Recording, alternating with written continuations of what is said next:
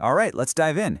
If you've ever wanted to go from just, using generative AI to actually building with it yourself, then you are in the right place. Today, we're laying out the complete roadmap to get you started. You've been there, right? You're messing around with a tool like ChatGPT or an image generator, and it's just mind-blowing. And then that little spark of curiosity hits you. That thought of, wow, okay, but how could I learn to build something like this? Well, it's not some kind of impossible magic. It's really just a journey. And today, we're giving you the map for that journey. We're going to walk through 4 key stages that will take you from the absolute basics all the way to your very first creation. And you know the best part? This isn't something that's going to take you years. With some focused effort, you can get a really solid handle on all these fundamentals in just 2 to 4 weeks. Seriously, it's an incredibly achievable goal. So, let's start right at the beginning. Part 1 is all about getting that foundation right. I mean, you can't build a skyscraper on a shaky base, and you definitely can't build cool AI without first understanding the core ideas that make everything else possible. To really get this, it helps to think of it like those Russian nesting dolls. The biggest doll, that's artificial intelligence, or AI. It's the whole huge idea of making machines smart. Then you open it up, and inside you find machine learning, or ML. That's where machines actually learn from data. And inside that, you've got the smallest but most powerful doll, deep learning, or DL. This is what uses those complex neural networks to power the amazing AI we see all over the place today. Now, within machine learning, there are basically 2 main ways an AI learns. First, you've got supervised learning. This is kind of like giving the AI a study guide with all the answers. You feed it a ton of data that's already labeled, like this is a cat, this is a dog, and it just learns to find the patterns. Then there's unsupervised learning. This is more like giving the AI a giant, messy box of Legos and just saying, figure it out.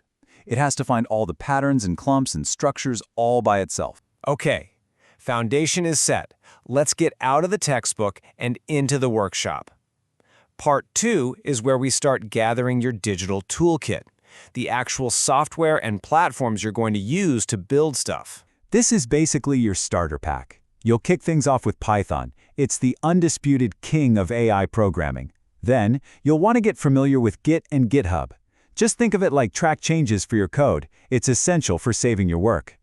Next, you'll dive into a framework like TensorFlow, which lets you build your own models. And finally, the ultimate shortcut, Hugging Face.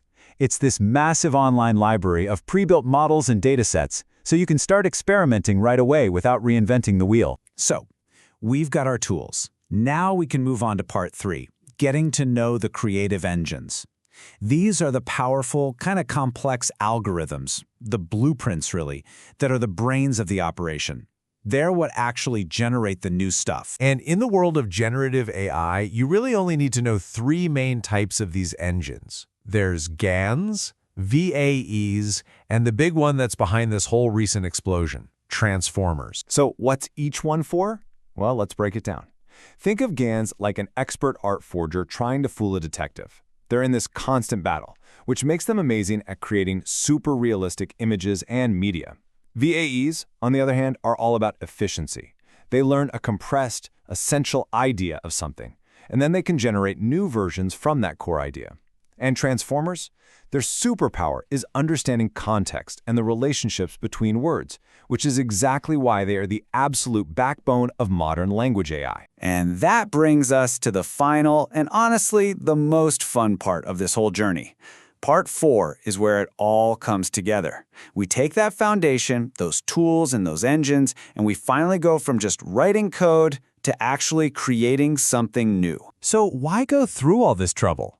Because this knowledge lets you build things for the real world. You can generate stunning art and designs. You can write marketing copy. You can develop brand new tools for education. You can even get AI to help you write your own code. The possibilities are, well, they're huge. Let's just look at making images for a second. There's a really clear trade-off happening between how easy a tool is to use and how much control you have. A tool like DALL-E is super simple to use and gives you great results fast. Midjourney is famous for its really artistic, polished look. But if you want total control and the ability to customize everything, Stable Diffusion is your go-to, even if it has a bit more of a learning curve. But here's the thing. It doesn't matter if you're making images or text or even music. There is one skill that sits on top of all of them. The absolute key to getting these models to do what you want is the quality of your prompt. I mean, it's the difference between just asking for a cat and asking for a majestic cat king on a throne with cinematic lighting in a hyper-realistic style at 8K resolution. See how much more information is there? The subject, the setting, the lighting, the style. That is prompt engineering. It's the art of talking to the AI to get exactly what's in your head. So we've walked the entire path, and the very last step on this journey is to pull it all together and make your first creation, a little capstone project. This is where you prove to yourself that, yeah, you've actually got this. And the project is simple, it's fun, and it's super effective. First, just generate a few unique bits of text. Then go and create 3 different images, using one from each of the main tools. And last, just document what you did, what worked, what didn't, and what you learned along the way. It's the perfect first piece for your new AI portfolio. So there it is, a complete roadmap, taking you from just being curious to creating something all your own. You've got the map, you know the tools, and you understand how the engines work. So the only question left is, what are you going to build?